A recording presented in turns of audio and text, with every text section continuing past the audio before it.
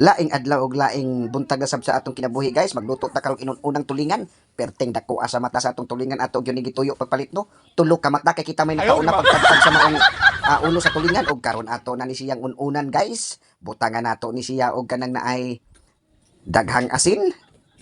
Atong patuhupon ang kalami og kaparat sa maong isda aron nga mahimong lamian.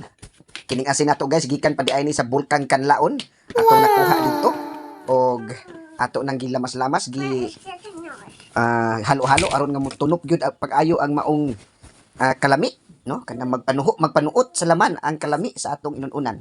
Sagulan dayon na nato og kanang naay ahos nga perting daghana no. Kung mag-un-on ko guys, ahos ra gyud na akong ibutang kay di ko ganahan kung naay luya og sibuyas o di arag mata nga inyong gipangita no. Perting dako puwa mura pag butangan dayon na nato og bitsin nga gikan pa sa Japan og suka nga gikan pa gyud sa kabukiran sa Mount Everest. Di pa gyud mantika nga kanang naay mantika sa kulukoy atong sagol-sagolon perte lamian ni atong inununan guys. So di ana ato nang gitak-ang og maghuwat na lamang ta. Larga. Dili ba kahat na mag-igit ini atong inununan guys.